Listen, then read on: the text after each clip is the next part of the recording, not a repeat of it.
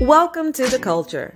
We rest at the pulse of the community, providing all things news, music, fashion, events, and everything that we talk about in between. It's a lifestyle. We are The Culture.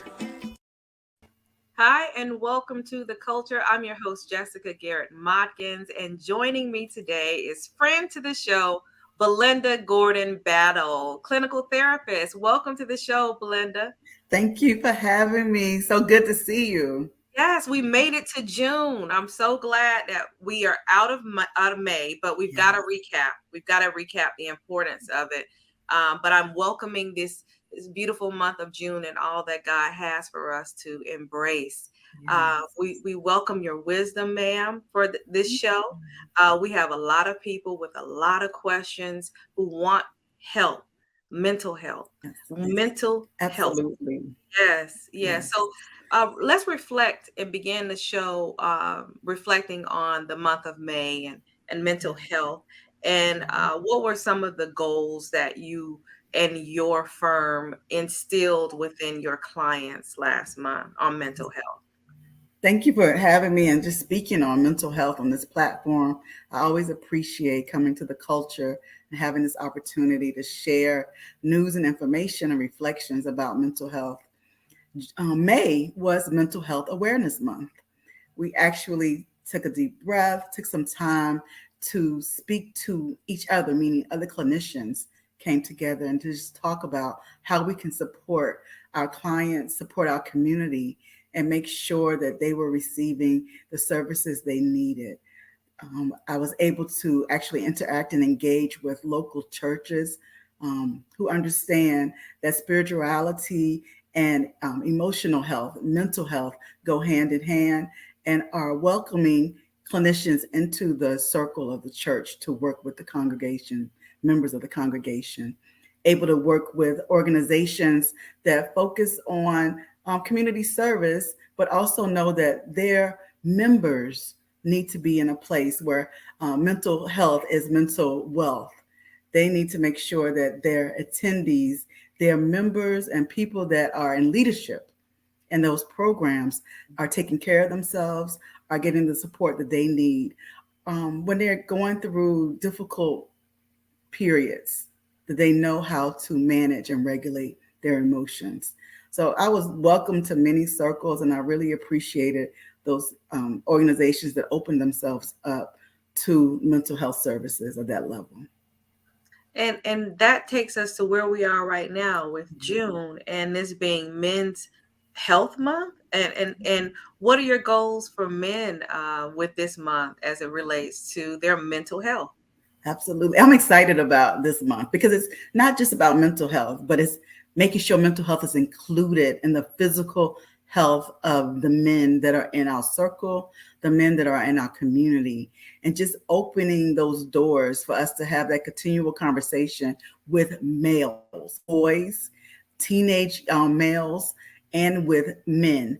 And also, we can't forget our elders, our men within the community that are our elders and are looking for additional support where they may be grieving the loss of a spouse, a long-term spouse, or they may feel like their circle is becoming smaller because they have experienced loss of friends. We want to make sure we include the men in our community on all age levels, every generation.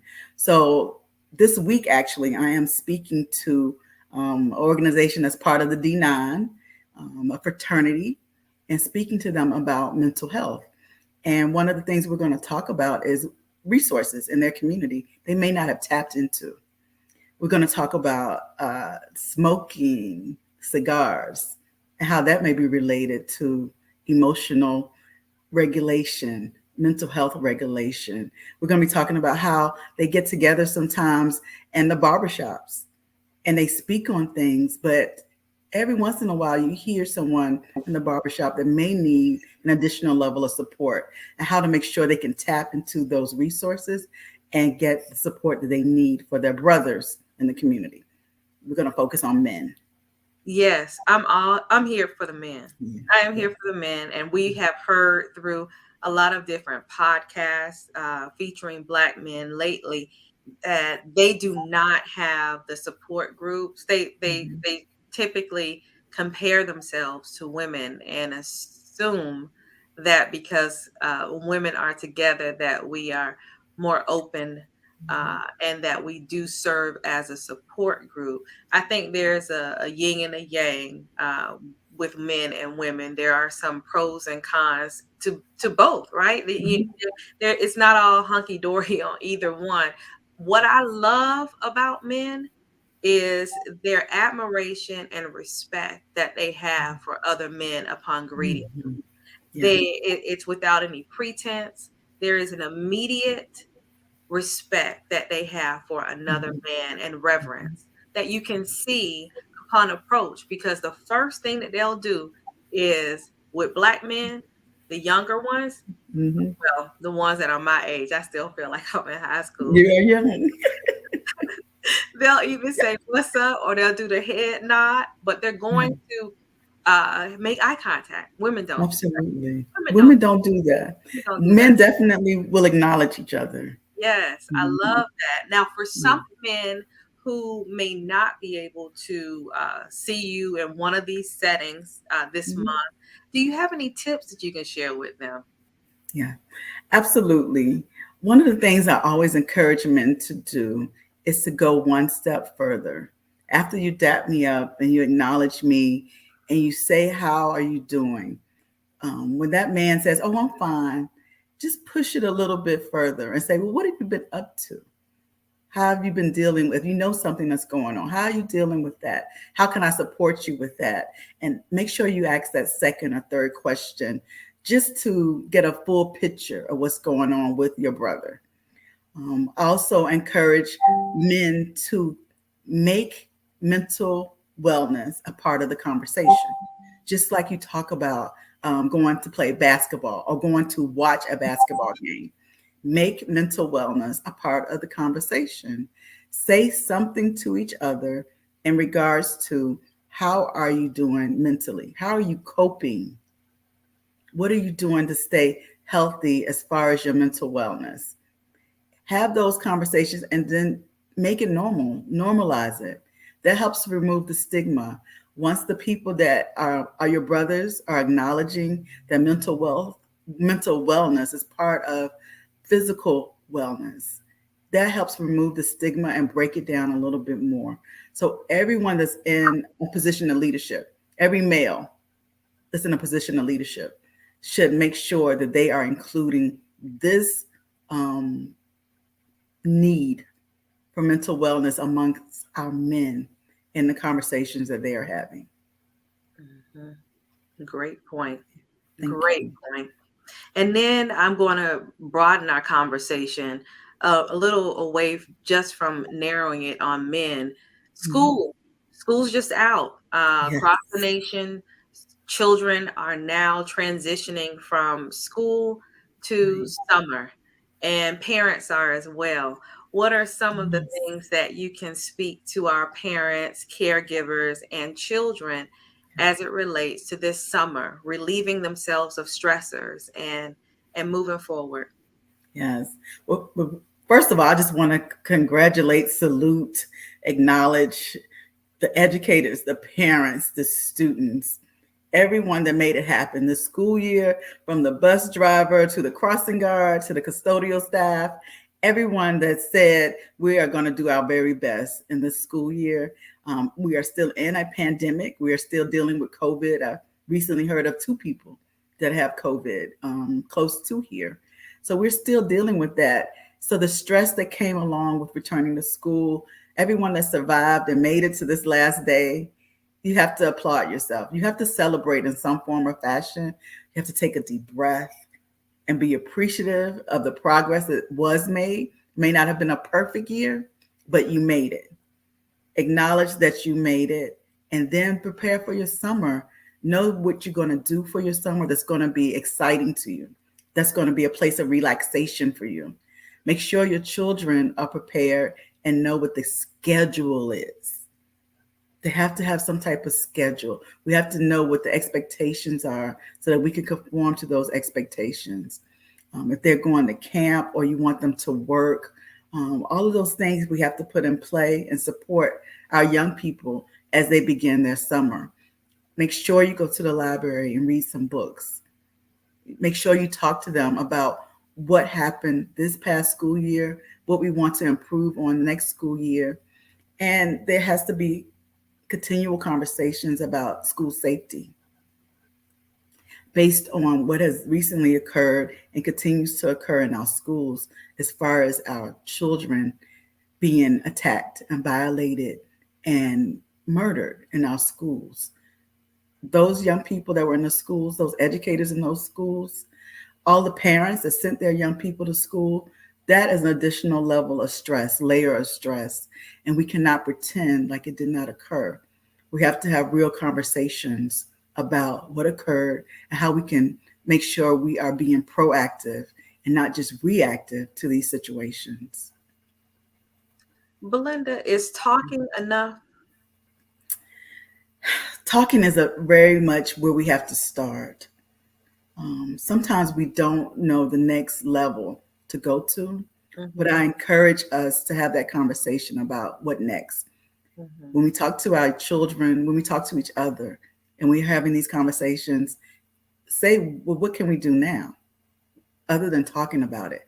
Are we going to the school and speaking to the leaders in the school to make that request? What are the safety measures here in our school?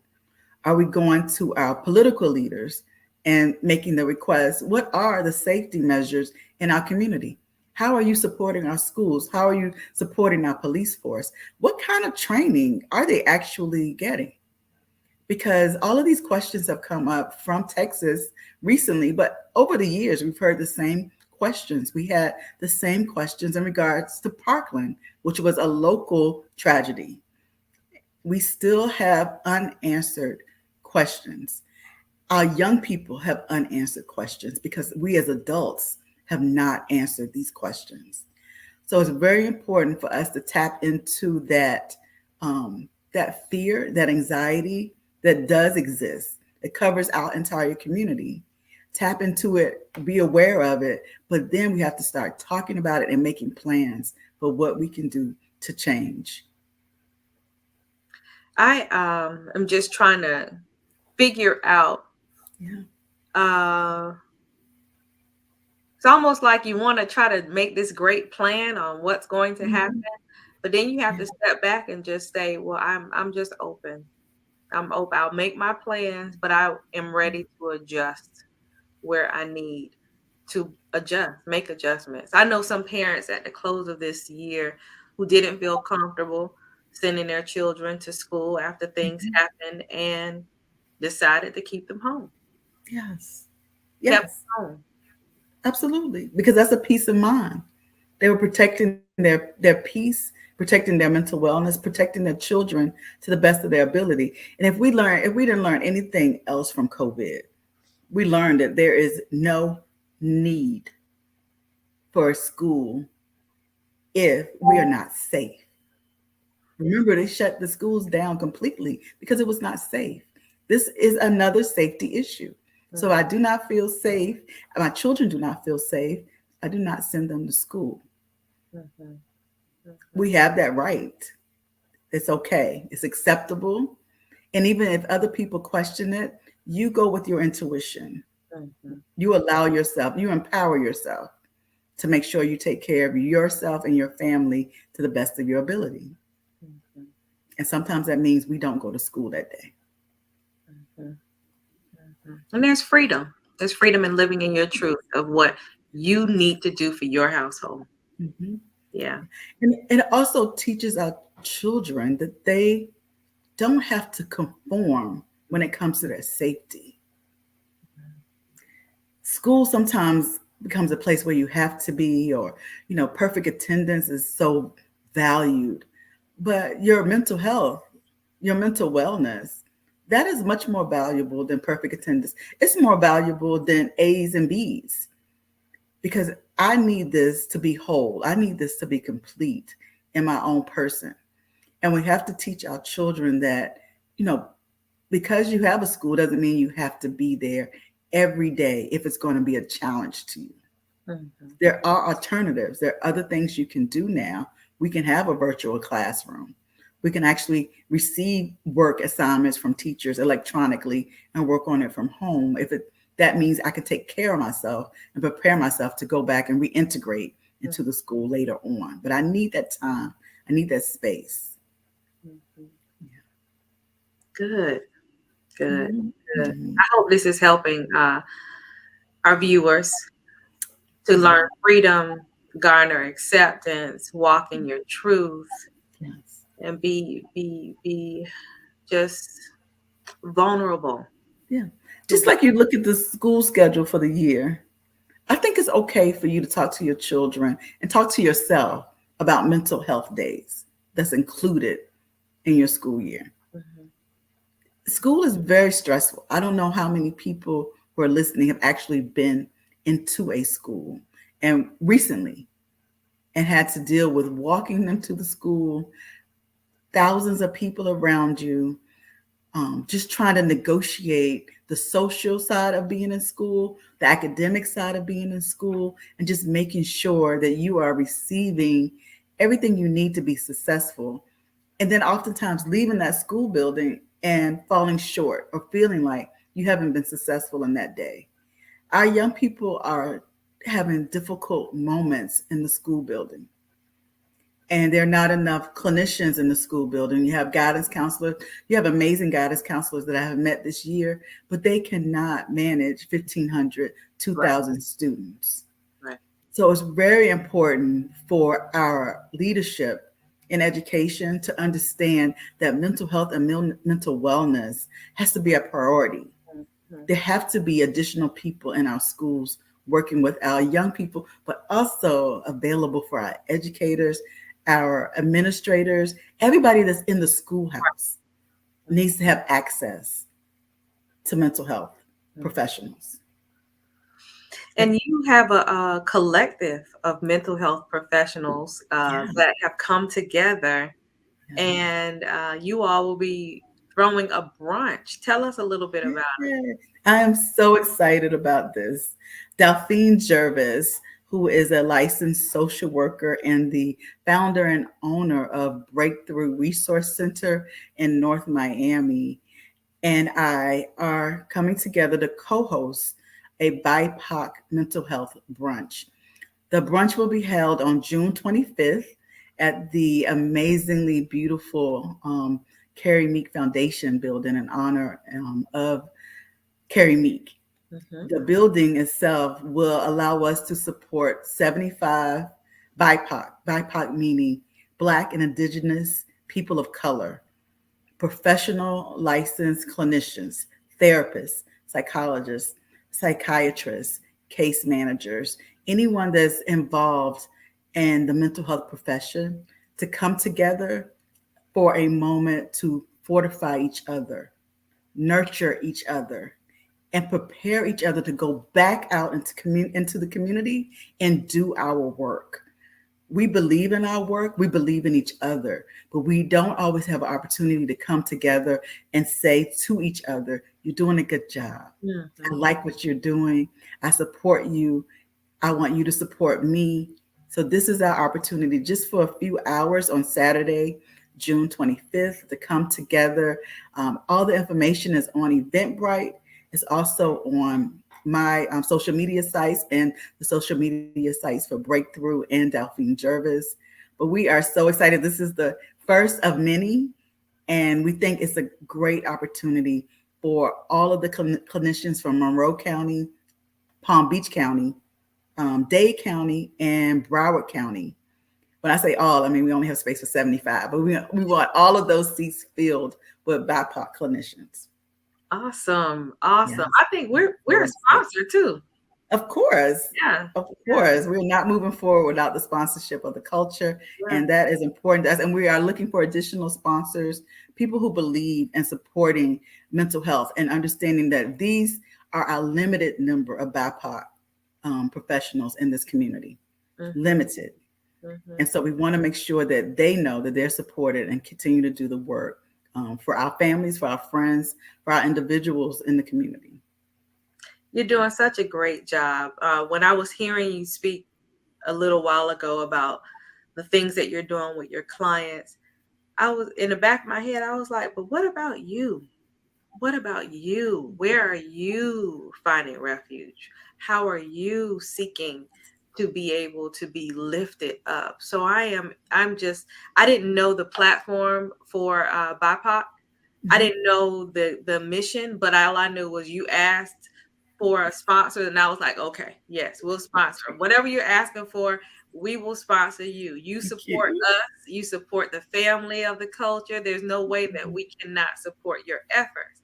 But Thank to you. understand more about what it is that you all will be doing, I think we need to double our support. No, I'm just kidding. I love it. I love it. You could triple it. We need it. We need it because believe it or not, we work very hard as You clinicians, do. You do. but they must rich. This Yes. is a service, and Right. so but we definitely are excited to come together. It's the first time this is being done in this community. We hope maybe we could take it to other cities. We would Nice. love to see BIPOC clinicians from other cities come together and just have a good meal, fellowship, but also learn and network with each other. It is so important that we do that. Awesome. Yeah. Well, we're going to help to spread the word. We'll Thank include you. it in all of our different platforms as well as our show today. And are you going to come back tonight? I You may. am going to make an effort. I'm not Okay. sure I can. I Okay. have to do, Well, yeah, but I will try. if you don't, we know you're there with us in spirit, and we look forward to talking to you again on air. And to you, the Culture family, we invite you to come back tonight at 6 p.m. We'll be on YouTube Live, Facebook Live, and Video Mix TV for another edition of My Two Cents. Grab a drink and get ready for all of the shenanigans. We'll see you tonight. Good night. Thank you. The Culture is produced and owned by the Culture Media Group and cannot be reproduced or broadcast without written consent. All rights reserved 2022.